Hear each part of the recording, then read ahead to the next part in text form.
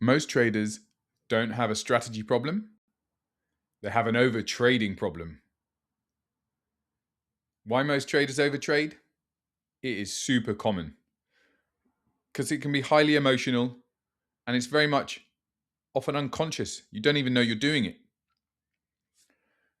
What it looks like is you're kind of forcing trades through. You really want this trade to go through. You really want the market to go up. You really want the market to go down. You're just really forcing a trade.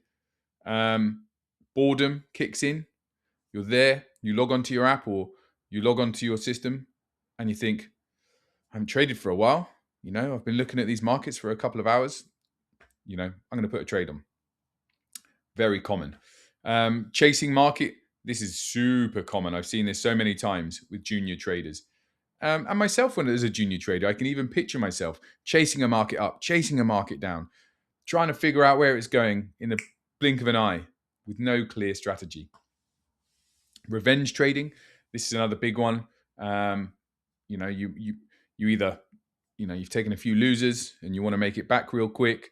So you're chasing those winners, or you might have stopped out and the market went on your side and you think, oh, the market owes me. Market doesn't owe you anything. You start stepping into the realm of impulse and without strategy, without process, which we'll talk about in a minute, then you're going to be over trading and you're going to get caught out by the market. Idea switching is the last one that I had written down. Switching from, I'm very bullish. I'm going for a momentum trade. It's going up. Oh no, it's switching it. It's bearish. Again, chasing that market, switching those ideas and those strategies. And there's always that need. You feel there's always a need to be in the market. If you're a trader or you're looking at the markets and you've set yourself a half an hour aside to be active in the markets, you feel there's a need to be in there. But the market's not necessarily going to throw you that setup that you want in that time. So a lot of people force it, and that leads to the overtrading. If you have no clear process, this is the why. If you have no clear process, this is why people overtrade. An emotional need to act is a big one. We have fear and we have excitement that kicks in a lot. That excitement of, trading, I'm going to make some money. This is awesome. I'm going to get that dopamine hit, which is released when you have a winner. That leads to a lot of overtrading. Also the fear of, hey, I've got to act. I've got to make X amount. You're forcing yourself to trade because you're forcing these targets onto yourself rather than being patient, which is exactly what the professionals are. They're patient. They wait patiently for those high quality setups based on their own hit rate, on their own expectancy and their own experience. But they know that they'll come, and they always do. It feels like sometimes when the markets aren't moving much or your setups aren't coming, that they'll never come. You have to change everything, but that's not the case. Patience is absolutely one of the biggest virtues that a trader has. In a downturn, trading less more than more. This is very important. Losses are always chased. This is a big one. Don't chase your losses.